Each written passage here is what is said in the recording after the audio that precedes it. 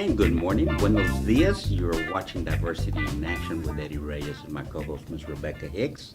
Thank you so much for joining us this morning. Please get ready for a great show. Get your cup of coffee nice and warm. Get your pencil and paper ready. Take notes. We've got a tremendous guest speaker today that, once again, we live up to our motto, which is this is the exciting sound of your money growing. So you may learn today on how you can make money on the side by blogging. What is that? Anyway, we're going to find out. We'll find out probably more than you want to know, but that's good, so take notes. And my co-host, Ms. Rebecca Hicks. Good morning, Rebecca. Good morning to you, and I'm excited because we're going to learn about all things social media, not just blogging. So you as an attorney, do you blog? No, it's one of those things that's kind of on the to-do list, and I know a lot about it, but I don't do it right now, but maybe we'll learn today how I should and why I should. Do other attorneys that you're familiar, some of your colleagues, do they blog? Absolutely. We had Danica Mathis on, and she has a blog on intellectual property. I know several, and I subscribe to several. So I read quite a few blogs, but I myself just don't do it right now. Just, it's one of those things that you think it's overwhelming at first. So I think maybe our guest can give us some tips on how it's not overwhelming and how it's really something that is doable for business owners, and they should do. Well, before we get started, tell some of our brand new viewers this morning, what is it that you do? Oh, sure. I'm Rebecca Hicks, and I own Hicks Law Group. We're a boutique law firm, and our practice focuses largely in the construction industry, so that's what I'm doing. Yay, and you're good, I know. I am Eddie Reyes, your host, and I retired from the University of North Texas after 10 years as Director of Hub Administration, and basically my job was to recruit women and minority businesses and show them how to navigate the procurement process. How do I sell my widget to UNT? And in essence, that's what I did for 10 years. Met a lot of wonderful people. We actually, at one time, were doing business on a daily basis with 19,000 different vendors. So you can imagine we buy a lot of stuff, whether it's professional services or a commodity.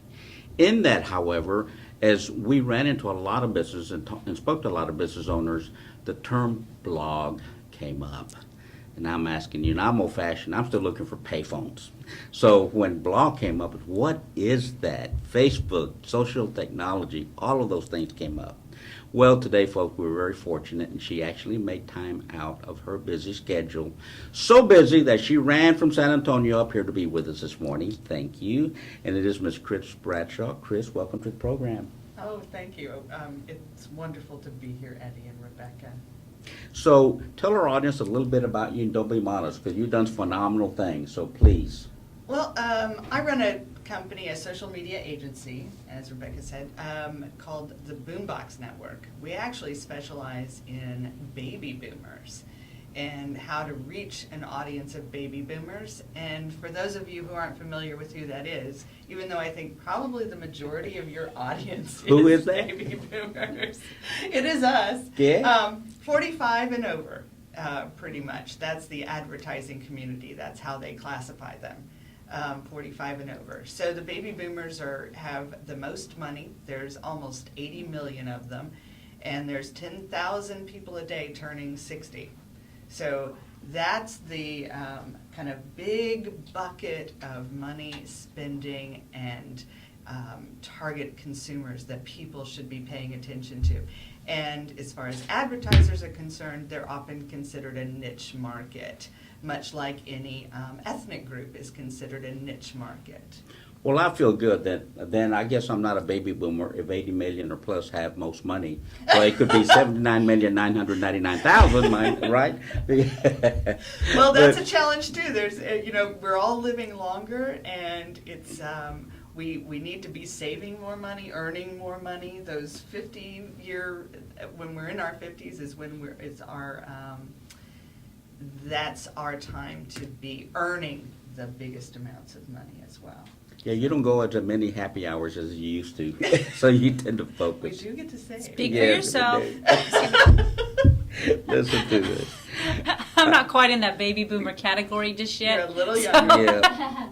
But okay, your business Boombox. Yes. Now you are working with business owners as to how to market their businesses through social media to that baby boomer crowd. We do a couple of things. One is we help people reinvent themselves as bloggers. So as people retire, and they want to figure out something either as a side business or a full-time business, something that brings their passions to bear versus what they were doing previously. So sometimes they spent their life as an accountant, but they're really a writer or something like that. So that's one of the things we do. The other thing is we work with brands, products, or public service announcements and causes in order to get that information out to the baby boomer population via social media. So we use social media. We do it, so where are those people online? What are they doing? And mostly it's women. And women are the ones that make most of the business kind of purchase decisions in the household. Amen. Now, when you say it's mostly women, are we talking that it's mostly women that are online using the social media tools? Yes, as well as it's mostly women making those decisions. Okay. Combination, right? And so it's silly not to go find them via social media. If you're trying to look for women, if you're trying to get decisions made and purchases made of your product, then let's go find them where they are. And one of the places that they are is Facebook, Twitter, Pinterest, Instagram. They're out there posting pictures of their prettiest, of the things that they fall in love with. If they run through a catalog, they're pinning that item, right? And it starts young, but the ones with the most time to do it and the ones that are getting very creative about it are the older population. They're the ones spending the most time on those platforms and in those channels. Well, for our sake of our audience and our viewers, especially those that are just thinking about starting a business and they realize that social media is important, what would be your consideration? What would be your strategy? Say one of our viewers comes to you and say, okay, I'm launching my company. I'm an attorney, or I'm a landscaper, or what would be kind of the first things you may recommend for him or her to consider? When I consult with small businesses, which I often do, actually, there's two major things to take into consideration. One is, where is your customer? Who is your customer and where are they? The second is, who are you and which of those platforms is going to be most comfortable for you and most authentic, right? So it's got to be a combination. If we were going to look at Rebecca, for example, and say it's time for you to start a blog, well, maybe not, right? So if you're specializing in construction and you're reading blogs, but maybe your client isn't. So let's figure that out first, right? Absolutely. So you could be writing, kind of into the wind, right? And wasting all of this time writing a beautiful blog because your audience doesn't have time to read it. That's not the way you're going to find them. So it's a little bit of two things, right? Personality is huge. Are you a writer or not? Some people should be doing video, just like this. They're not writers, but boy, can they talk. And they talk beautifully. So we say, okay, let's teach you some tools. Let's teach you how to use the video on your phone, or teach you how to use Hangouts on Google+, which can record for you and then automatically put it on YouTube. There's all these different things that can happen, and I know I already just named 3 or 4 different social media channels. You did, and that's what I really wanted to kind of talk about is, let's talk about just generally what are those channels out there? Right. What's available? Well, I have a little piece of paper that I love to Yes, use, and please. I brought it, and I'm very apologetic that it doesn't have the pretty, colored logos that it would have, right? Mm-hmm. But this is social media, so I'm going to read this off to everybody. Right. Take notes. Get ready. So the first one is Twitter, right? So what's Twitter all about? KS. That's What right, is KS it? Twitter. So Twitter is, I'm eating a donut, right? It's like, I'm eating a donut. It's what you're doing right this very minute, what you're interested in right this very minute. It can only be 140 characters, right? And those go fast. And they go very fast.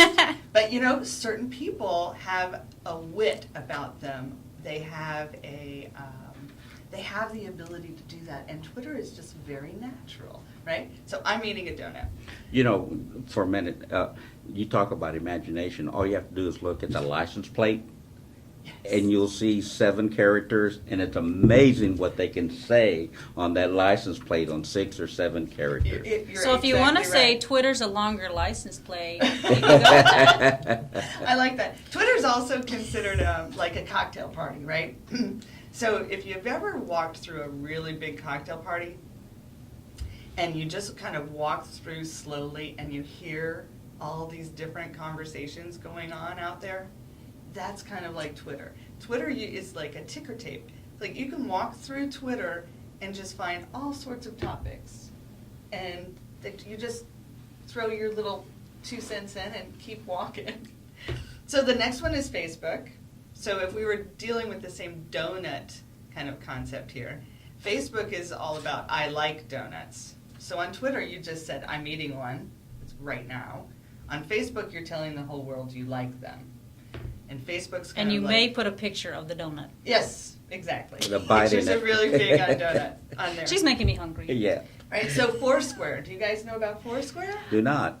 I don't. A little bit. So Foursquare Yes. is about location. So Foursquare is all about where you are. So when you log onto Foursquare, it's kind of like checking in on Facebook, if you're familiar with that. So on Foursquare, it's this is where I eat donuts, Mm. right? You're telling the whole world where you are. So, I checked in on being here into Mix Live this morning, right? On Foursquare. Well, alrighty. Yep. So I didn't know In the Mix was on Foursquare, but there you go. there you go. So the next one I have is Instagram. So who's heard of Instagram? I have. Me. Right? So Yay. Instagram actually skews a lot younger than the others. So does Foursquare. And Instagram is where you say, okay, here's a vintage photo of my donut. Mm. Here's a really Right? So So photo it's- with effects exactly. of my donut. So here's a picture of my donut, but I'm going to make sure that you see all these effects on it, right? So Pinterest, most women are really familiar with Pinterest. Most of the women I know have a Pinterest account. They've created a few little boards. Girls in high school and college often have a Pinterest account, and they often have like that wedding album thing going on, like what's the perfect wedding. So on Pinterest, what you do is show this is a really pretty donut, right? So Pinterest is all And these about are all the ways that I could pretty things. accessorize or have things with my donut. Oh, exactly. Here's Exactly. sprinkles on my donut. Exactly. I think my donut would look better on this type of plate. Yes. And here's a Christmas donut, and here's a St. Easter Patrick's donut, Day yeah. donut, and here's an Easter donut. Exactly. That's exactly what Pinterest is all about. Pinterest is also growing as an e-commerce site. Hmm. So, is anyone familiar with Etsy? You probably. Yes. All right. That's basically, isn't it? That's just kind of a boutique, kind of a homegrown It's all stuff that you about can buy. homemade things, right? So whether it's hand knitted, hand woven, handmade in some way, handmade soaps, all sorts of things. It's a place where people can merchandise or market, create little stores for the things that they make at home. Well, Etsy, people on Etsy are now finding that if they can take really good pictures and put it out on Pinterest, that Pinterest is a really good marketing way for them to do that. So Yeah. we've already talked about a whole number of ways that small businesses, depending on the kind of business, can use social media, right? So YouTube, now what do you think you're doing on YouTube with your donut? Going crazy. Yeah, eating it. Making Exactly. making a video with a cat and a donut. There you go. That would be go That's viral. what My we should cat do. likes donuts too. If your cat is eating the donut or making a donut. Now see, that would be really That remarkable. would be. right? That would be. So on YouTube, you're going to show how you eat a donut, right? Like maybe how you eat an Oreo, right? And then on YouTube, you're also going to show how you make a donut, or you'll show how you decorate a donut, or how do you display donuts. That's what YouTube's for, right? And if you're into video or you show, think of an event planner. Wouldn't it be beautiful for an event planner to be saying, okay, here's how I put out all the cakes at your party, and here's how I put out centerpieces for your event. YouTube is great for showing what you can do, a before picture and after picture, those kinds of things. Now, LinkedIn. Everyone's heard of LinkedIn, right? Now, Eddie, Yes, you're on LinkedIn? I am. He is. One of our first guests was a LinkedIn expert, though. There you go. And she made Eddie get on board. Good. Well, I'm glad, because LinkedIn, whether you ever go visit it or really kind of learn how to kind of play on it, you've got to be there. And that's a requirement as a business person. You really must exist on LinkedIn. And I'm seeing a few faces here at the studio that maybe we need that LinkedIn expert to come back again. Several times. That's right. So anyway, so on LinkedIn, if we stick with the donut kind of thought, right? On LinkedIn, it's I am skilled at eating donuts, right? Or here's my donut skills, right? So that's what LinkedIn is about. It's about demonstrating what you're capable of doing and making sure that everyone knows that you're a really good donut eater or donut maker in some things. So the last two that I wanted to talk about today are two that most people aren't familiar with. One is Quora. It's spelled Quora, Quora. And it's a Q&A site. So if you have a question, you can go there and ask it. Like what kind of questions? So like serious questions. So, speaking of serious, let's take a break and let's come back. Okay. Give them time to refresh their coffee, because this is awesome. It's so incredibly awesome. Well, You are thank you. watching Diversity in Action with Eddie Reyes, with my guest speaker, Ms. Chris Bradshaw, and my co-host, Ms. Rebecca Hicks. We're going to be right back after this few messages, so warm up your coffee and stay tuned. As you can see, this is a lot of fun. Thanks. Hang in there. My name is Kerry Gorey, and I'm with the Denton Black Chamber of Commerce. I'm the chairman of the board, and I always watch Diversity in Action with my friend Eddie Reyes. Hello, my name is DeVar Jennings. I'm the president of the Fort Worth Metropolitan Black Chamber of Commerce. I always listen to Diversity in Action with Eddie Reyes, owned InTheMixLive.com. I got you. Hello, my name is Reggie Hill, the president of the Denton Black Chamber of Commerce. I always watch Diversity in Action with Eddie Reyes on InTheMixLive.com.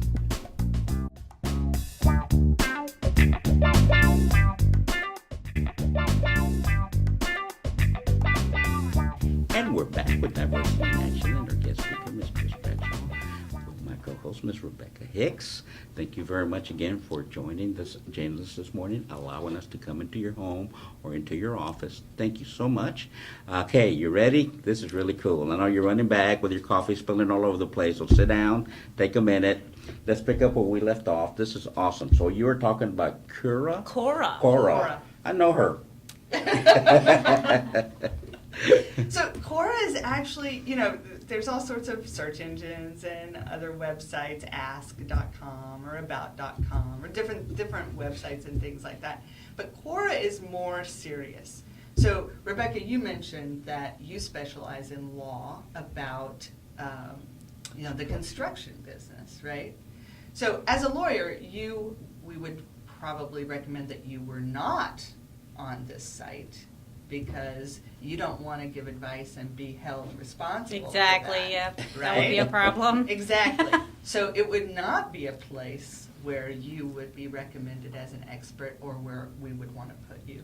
But it might be an interesting place for you to go ask questions or just kind of see what kind of conversations are going on in the construction topics. So, but if someone was a roofer, it might be the case that I would talk to them about going to see if there are other roofing experts there, and they could become a thought leader or an expert in the roofing space in Quora, right? Yeah. Same thing for, let's talk about veterinarians or chefs or anyone that has an expertise that people might be interested in learning about, right? I don't know, there was keeping on the donut thing. So I have questions about donuts, But recently in New York City, there was a big rave about something called a cronut, right? Has anybody heard I about did the- hear about the cronut. Yeah, the I have cronut. not had a cronut, but I know what it is. That's right. So a cronut, so some guy was trying to come up with something, new, and he came up with basically a donut that he makes like a croissant, right? So it's made like a croissant. So it's all the little layers of, like dough, right? So I'm so hungry right now. yeah, you don't provide donuts. So, but I think it's appropriate to talk about donuts Yes, this it time of is. the morning on a Saturday, right? Isn't that the time we all Of splurge course. on a Saturday morning? So Cora is about, I have questions about donuts. I'm going to go see if I can find some experts about donuts. So if I'm working with a small business person who really needs to demonstrate their expertise, then I might consider saying, okay, let's establish you as someone who answers questions on Quora about these 7 items or something like that. Right? About how to make a cronut. That's right. How to make a cronut. If you are a cronut chef. There you go. So the last one that I'll talk about, and again, there's hundreds of different kind of specialized social media sites, but one of the other ones is one called Tumblr, and this helps us transition actually into a conversation about blogs if you want to go there. Tumblr is like a blog. It's like the Twitter of blogging, if I may. So Tumblr is all about little short thoughts and little short, it can be just pictures. Nobody expects you to be on any kind of schedule on Tumblr the way they might expect you to write a blog every week, something like that. So Tumblr is just, here's a story about donuts. It's like, just because, right? Because I felt like it today. Tumblr's like that.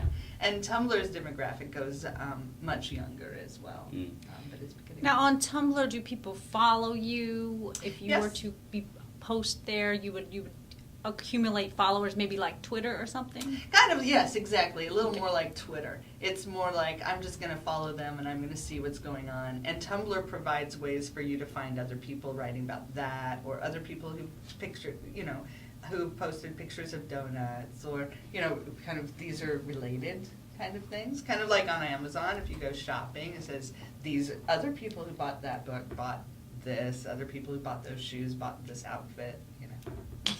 Well, that happens even when I'll buy a CD online. There you and go. if you buy this one, you might be interested in this one. Or you That's might right. be interested. So but yet I go to Amazon or one of those where I purchase that. So they provide the same service that Tumblr does, I guess, right? That's right. So what you're talking about is recommendation engines. Okay. And recommendation engines are becoming extremely popular on all sorts of websites. Whether you go to the New York Times to read an article, they'll recommend other articles for you to read. Whether you're on Amazon shopping for something, they'll recommend other products that other people have done. And some recommendation engines are more sophisticated than others. If you have a product, you want to make sure when you go try to buy your product, or go try to buy something that you think someone that's buying your product might also buy this other thing, and see if your product is getting recommended, right? Look at that. Make sure that your products are being presented online the way you would want them to be.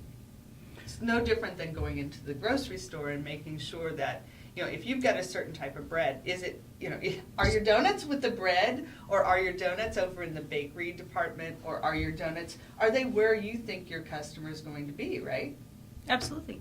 Now, we talked about all those different platforms. Now, how as a business owner, what's the strategy to figure out which platform would be right for you? How do you use it? Those types of things. Well, and that's the biggest challenge. When you look at all this, it feels like, oh my gosh, it's like a tsunami of these things I should do. And that's the thing. For when I'm working with someone, I do that thing of, let's take this mountain and turn it into little molehills, right? So let's turn it into smaller bites. And the very first thing that I want to understand is, where's your customer? So let's figure out how old they are, and where they're doing their shopping or their reading, what's their personality, right? Let's pick a kind of the perfect customer for you, and let's describe them, let's give them a name, it's John, right? Yeah. So we're gonna say, well, your customer's John, and he is 45, and he doesn't really read blogs, but he does do research on Twitter, and he's actually quite active on Facebook because he's got kids and soccer and that kind of thing. Let's just say that. So we say, okay, you know what?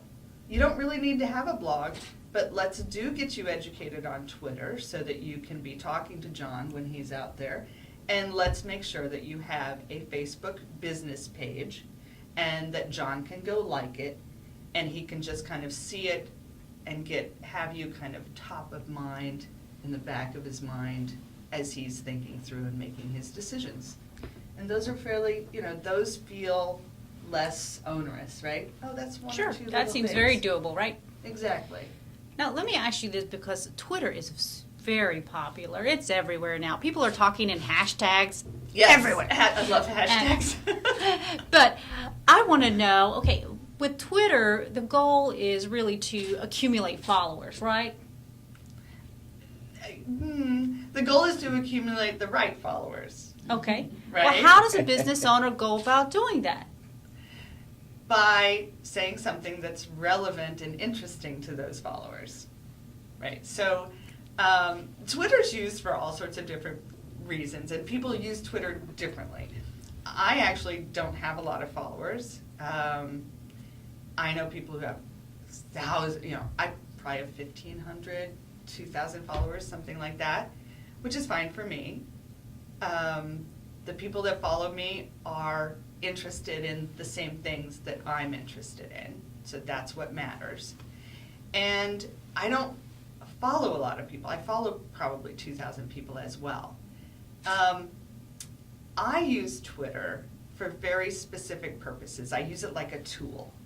Some other people use Twitter as like texting. They might as well be texting. They text their sister using Twitter, and the whole world can watch that text, right? So that's two very distinct personalities, right? Using it very differently. I love Twitter for if there's a conference going on that I can't go to, I will learn what the conference hashtag is and start following that stream. So if it, I'll follow hashtag conference I can't go to, and I'll watch all the sessions, I'll see what's going on, and I'll also see if there was somebody attending that I needed to meet. And then I'll talk about how I can send an email to them now saying, you did a fabulous presentation. I wish I could have been there. And I have an introduction. I also use Twitter when I go to local events. I love it for local events. Let's say I'm down at the Dallas Arts District at one of the events downtown, and I'm at one end of Flora Street, right? And there's something going on at the other end of Flora Street. I can actually get on Twitter, watch the hashtags, and know whether it's worth walking all the way down. Right? And on Twitter is how I'll find out that, the Nasher is doing a Twitter contest, and if you win the Twitter contest, you can get a free membership for a year or something like that. So I love Twitter for those kinds of real-time, give me access to things. I don't really like Twitter for day-to-day, all-day kind of stuff. But telling people that I was here, telling people what a wonderful experience this was, getting people to come after the fact and see this recording or any of your recordings, Twitter would be great for that. So you rely on other people's perception of what that event, if it's good or not. So whether you walk from one end to the other. Mm-hmm. So there's trust involved, correct? Absolutely. Then in those people that are sending or putting out that kind of information, correct? Yes. So part of being Twitter people that you're going to follow is that you first find out if you can trust what it is they're saying. I like this painting, you should come down here and see it. And you go down there and say, oh man, this is not what I expected. Right. So there is kind of a initial building of Trust is really an interesting topic in social media. Yes. I think you have to, so in social media, I think trust has to come first, and then you remove it, right? So you have to trust first and follow, and then remove those that you don't through experience. So on Facebook, it's wonderful. You just go hide them. You never have to see them anymore. I have definitely hidden some people. Oh, Thank it's you. funny. I actually found a friend from high school on Facebook, and I was so excited. And the friends, I friended her, right? My friend your friend on Facebook. And she replied back and she said, I'm happy to let you friend me. I'm just warning you that I get very passionate. And if you don't like it, that's okay. You can do that. And I was like, no problem. Oh my gosh, she really does. I mean, she says things there that I don't think she would ever say in public. But actually it is, right? Right, so I did hide her. I was like, I don't need that. That's not what Facebook is for me. Right. So I got some great questions as we follow up, especially about culture or ethnicities and age and Yes. gender, and we'll come back to that because I'm really interested in what you have found in different aspects of our community and who follows what. You are watching Diversity in Action with Eddie Reyes. I want to thank you so much for joining this morning. I know that you're finding this conversation interesting. Thanks to our guest speaker, Ms. Chris Bradshaw, and my co-host, Ms. Rebecca Hicks. Great questions, Rebecca. We'll be right back after these few messages. Time for hot tea or coffee. We'll be right back, so stay tuned.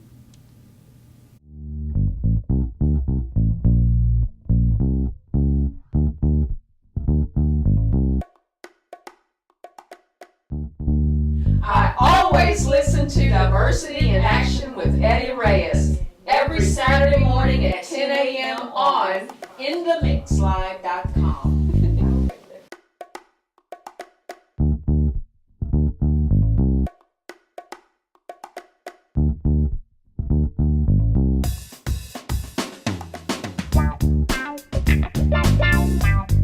Always listen to Diversity in Action with Eddie Reyes every Saturday morning at 10 a.m. on InTheMixLive.com.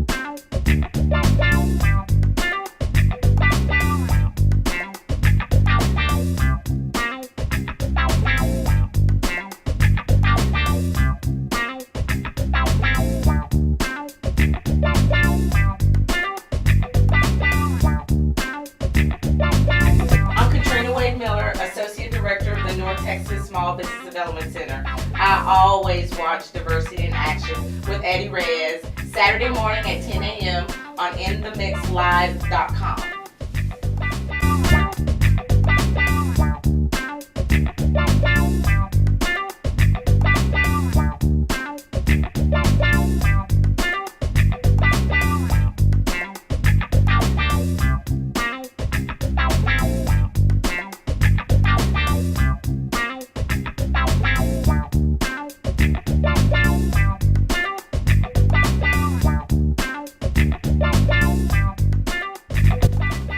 Hi, I'm Mark Langford, Executive Director of the North Texas Small Business Development Center, and I always watch Diversity in Action with Eddie Reyes every Saturday morning at 10 a.m. on InTheMixLive.com.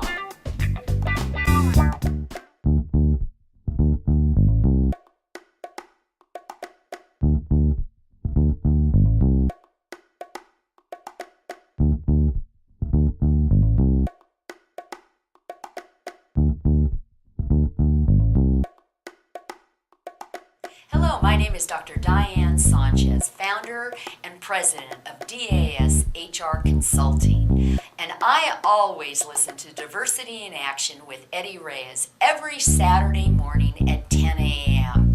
on InTheMixLive.com. So please join us for this fabulous show every Saturday at 10 a.m.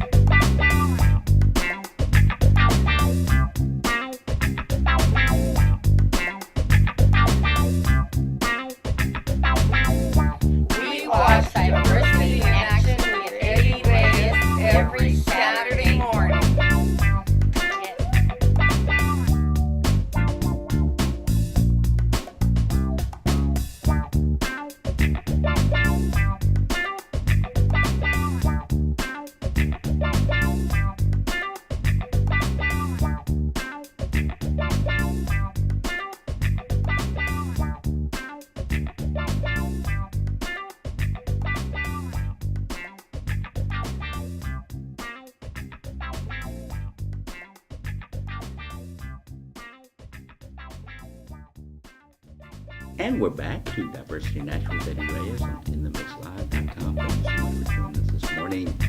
What a great guest speaker we have today.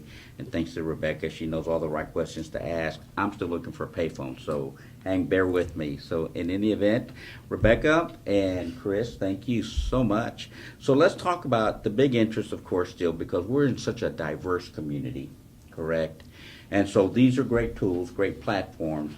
But what have you seen? What's your experience in terms of age, and you kind of hit that on that earlier, and gender, but also with the different ethnicities or the different cultures, and what have you seen? What have you experienced? So if I want to reach out and say, I've got this new tortilla, I want to tap into the Hispanic community, what do we do? Where do we go? What's the best platform to do that in? Well, I was fascinated to discover that Hispanics are actually the largest ethnic group on social media, period. Really? And that y'all have Y'all? y'all have We ain't from embraced Texas, that. are we? That's right. I'm not from Texas at all. Google that one. Okay, Exactly. Y'all. Where is the apostrophe, by the way? That's right. Anyway. So, I always put it after the A. This is but I think Texas, it has man. They have a to, lot of yeah. missing links. Yep. So I was really impressed. So there's no way I would remember these without putting zeros in the wrong places or whatever. So bear with me while I actually read off a couple of fascinating little points. So, but this is the backup to say that anyone reaching out to the Hispanic market needs to have a social media presence in some way. And let me explain why.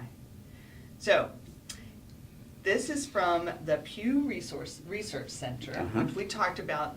They do research on everything and anything, and they've done it for years. Hispanics are more likely to use social media than the rest of the U.S. population, period. I mean, that is a strong statement. Over 80% of U.S. Hispanic adults use social media versus only 72% for the rest of the country. Wow. That's huge in those numbers. 28% of Hispanics say they use Twitter. So that's actually higher than 18% of the rest of the 24%. general population. Wow. 28 versus 18. Oh, 28. It's almost double, right? Right. Well, it's at least 30% higher. So Twitter is absolutely one of the places that customer is. So as we were figuring out, John's 45, he's using Twitter, he's using this or that, we would use this kind of information to help figure out where that customer is, right? Cell phones. 86% of Hispanics have a cell phone versus 84%. But 76% of Hispanics use that cell phone to go online. Only 60% of the rest, 76 versus 60. 84% of Hispanics consumers use online coupons and search for coupons online, right? So if you got a product, a new tortilla, make an online coupon, that's how you'll find them, right? Only 70% of the rest. So 14% difference, huge difference, right? And then Hispanics are more likely to shop online in general. Who knew? Yeah, who right? would have thought? Who would have thought? Not me. I would not have thought that, right? Visits to the top 500 retail websites was 21% higher amongst Hispanics than the online population in general. Wow. That's amazing. Those are big numbers. So if you think the Hispanic population is not online, if you think you don't have to have a social media strategy for them, you are sorely mistaken.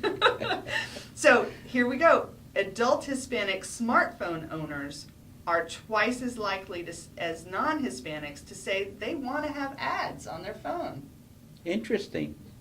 So, fascinating information.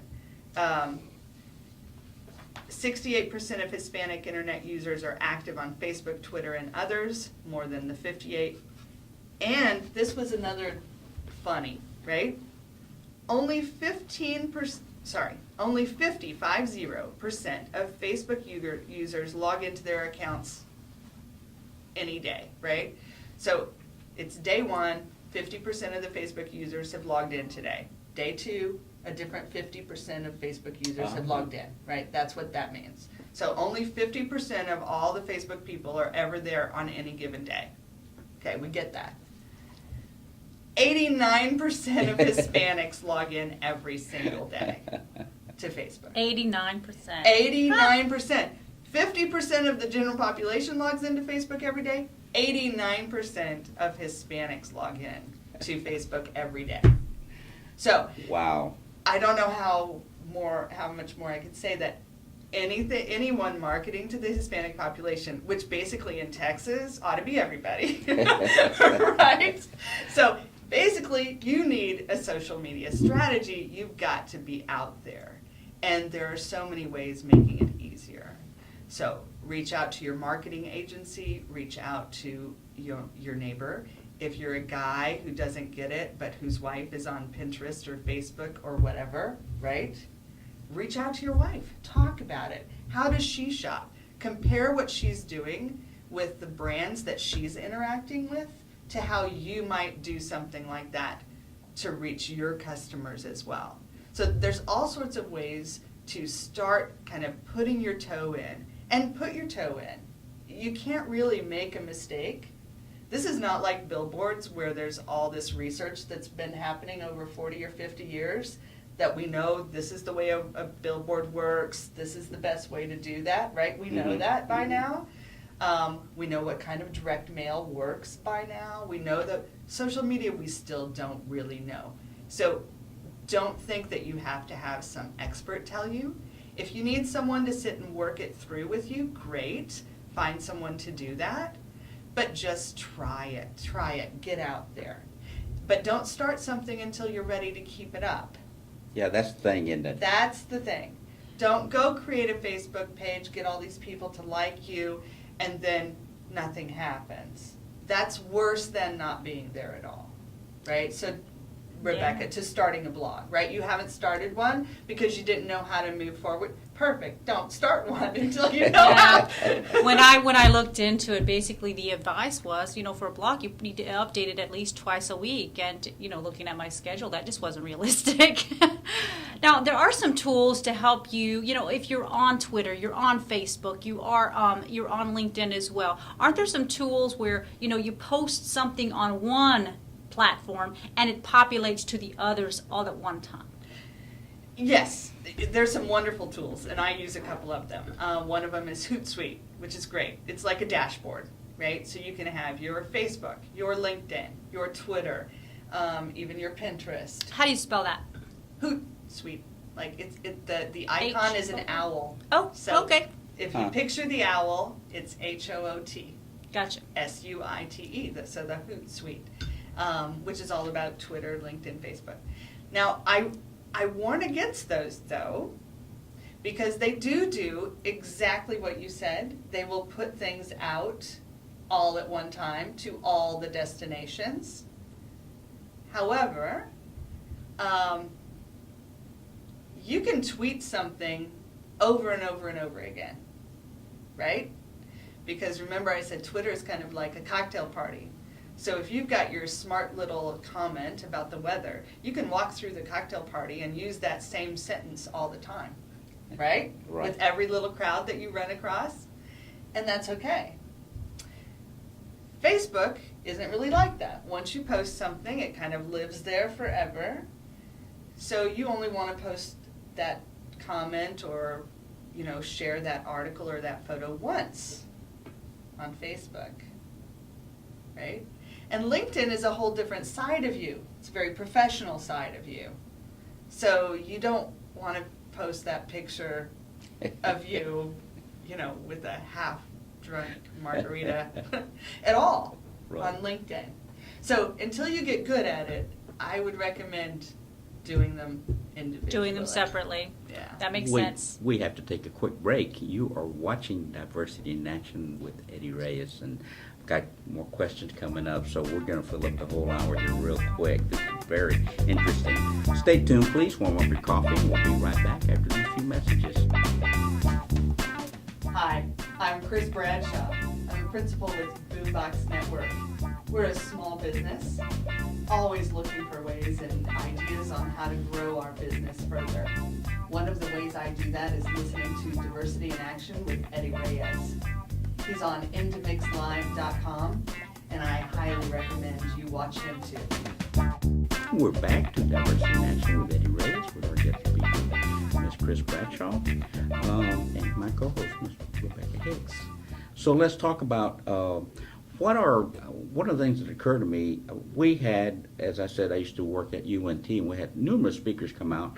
One was, quote unquote, a social media expert, and they said that there are some liabilities to posting all this, in that you can at sometimes create enemies where you didn't have them before, and once they put stuff out there on you, you can never take it away. So can you talk a little bit about that? Because we all get energized and we want to do all these things, but it's like, whoa, hold up. And you cautioned that already at once doing the whole dashboard thing. So Right. talk about some of the experiences you've seen. Well, you know, social media is no different. It's just faster. Ah, All right, it's faster and it lasts longer. You know, but we've all heard kind of the saying or the warning, I think, about, you know, don't do anything you wouldn't want on the front page of the New York Times, right? So don't do anything or say anything that you wouldn't want recorded. These days, that's much more important to think about that. There's two different things about that. One is what is reputation damaging, and what the second is what is against regulations. And the first one everyone needs to worry about: how do I protect my reputation or my business's reputation? And the second one, certain industries need to worry about, right? Lawyers, financial advisors, bankers, planners, anybody in policy-making positions, things like that. There are certain people whose companies will not allow you to. But companies are getting much more trusting about letting just general employees do things. I think where we find the biggest damages for reputation is actually in younger people, right?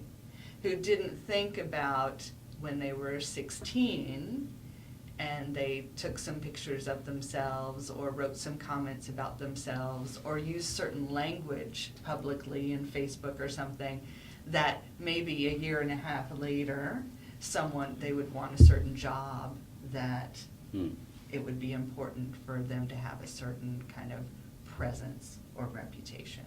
And that's very challenging. But in general, if you're a business person and you've got business goals,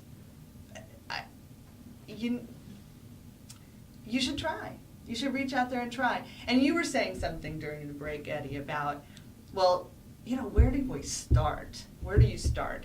And I think you start by just jumping in and watching, right? So if you decided back in the day that the way to make your reputation as an expert, for example, was to get a byline in a local newspaper, you weren't going to start by just writing it and sending it off.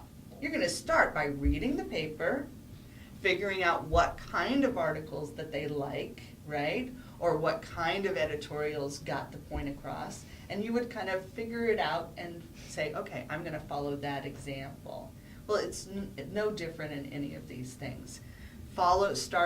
Jump onto Twitter, but just start following. Just read first. Just watch what's going on. Try to figure out, the rules of the game. So it's kind of like a game. Monopoly has a different set of rules than dominoes. So just go and sit and watch a little bit, right? If you go watch somebody play dominoes, you kind of figure it out. You go, okay, I think I'd like to try that. Twitter's no different. Facebook's no different. And you should approach it, I think, as a game like that. You know, it's funny, we were talking about the younger people tend to obviously dive into these. 3 different presidents of chambers that I personally know say, I rely on my kid to post this. And here we are, president of the chamber, right? And a lot of them have media folks on there. But it's funny because we all go back to the kids are just very contemporary. They know exactly what they're doing. They're not exactly what they're doing. They know exactly how to do it. Right, and I think that's a key difference, right? They know how to post on Twitter. They will never help you understand why, right? You, as your business owner, are the only person that understands and can figure out why you're posting on Twitter and what you need to post on Twitter, right? So why are you posting on Twitter? They know how to type it in and hit send. So I think that one of the concerns that, especially when like LinkedIn was coming around and Facebook, are there protocols to advertising if I'm a business owner? Because that's key to me, I think. Because I hate it when I get hit on to buy something, whether in whatever case. And so I look at it then from that perspective. If I'm a business owner, there certainly has got to be protocols in LinkedIn or Facebook or Twitter about how do you advertise your product or service. Is that correct? Absolutely. And again, these are just new channels for the same kind of philosophy that you've had before. So, for example, if I'm asked to speak and you go see someone speak, do you want to be pitched to the entire time you're sitting in that audience? No. You want that person to be providing value to you. So all of these channels are ways for you to provide value. What's your value? Every once in a while, you can pitch me something, right? But I'm not going to friend you, I'm not going to follow you, I'm not going to like you if the only thing I get from you is a pitch for your product, right? So, and that's no different than if whenever I run into you at a networking event, all I do is get a pitch for your product when I see you, right? Correct. So, that behavior and your personality tends to come out in your channel, right? So if you're one of those people that is just trying to push your business card in front of people, it's going to come out on Twitter as well. If you're someone who offers value when you come across people and then also shares that one of the values you have is also these products, that's going to come out on Twitter and Facebook as well, right? So I read somewhere that it's better to give than to receive. So the best way to get followers is to constantly give things that they can use, whether it's what franchises are friendly to women, gee, check here, check here. Absolutely. And then all of a sudden, because you're not asking for anything, as a matter of fact, you're just giving. So is that the philosophy? And that's actually back to Rebecca's very first question, right? Which was, how do you get lots of followers? How do you get lots of these? And yes, and we give. We actually suggest when we're laying out kind of your calendar of topics and conversations and what should you be saying on all of these, and we'll schedule it out and say, okay, this, let's say a certain season is a good time for your business. You want to be ramping up to that. You want to be telling about that. And we try to give the philosophy of 3 gives and 1 pitch, right? Give, sell. Give, sell. Give, sell. Just, I'm giving. I'm going to remind you of what you can get from me for a fee. I'm giving. And by the time that starts happening, that 4th item is actually a give as well, because that's your expertise. And people are appreciating it in that context as this is something else she has to offer. This is something else that company has to offer. Well, yeah, because marketing, is only annoying if your audience doesn't want the product. Exactly. If they want the product, it's a completely different ballgame. Exactly. And once you've gotten the right audience, because these people are following you specifically because of the things you're giving, and if the things you're giving are relevant to what you do for a living, then it's all symbiotic. It's all the same people. It all works. So, I'm going to be in the doghouse because I have not announced that Ms. Mary Jo Hernandez is in the house. Yes. How are you, Mary Jo? Great, thank you. Thank you Great for to being be here this morning. Wonderful information. Where's the coffee and donuts? That's right. Because we're eating I'm on. going to go tweet for some. You are watching We're Having Fun, of course, Diversity in Action with Eddie Reyes. Chris, you've been awesome. Been awesome. Thank you. I wish we had another hour. Thank I you. wish Can you we tell had- our audience very quickly how to get in contact with you? Yes, Yes, please. please. I'm happy to share anything or answer any questions that anyone has. Again, my name is Chris Bradshaw. The company is Boombox Network, and you can easily find me at Chris, CHRIS, at boomboxnetwork.com. Say that one more time. Chris, CHRIS, at boomboxnetwork.com. And our audience can view the show again on Tuesday night at 8 or Thursday morning at 11 and watch this and learn some more. Who knows? Maybe we'll have interviewed her again by then, right? So you got to promise to come back, Chris. Oh, I would love to come back. This is a Eddie. lot of fun. It's Rebecca, this fabulous. is great fun. Fabulous. It's great fun. It's fun to share. Yes, giving. Yes. That's exactly what we do. We do disseminate information. Instead of you going to 1,000 websites, you can all find it here. Sooner or later, we're going to address that subject, that topic that you are interested about, how to start a business, what's a marketing plan, who's loaning, who's not, all of those things that are important to you. How to market your product. Imagine that, huh? So, in the interim, keep watching. We thank you very much for your emails.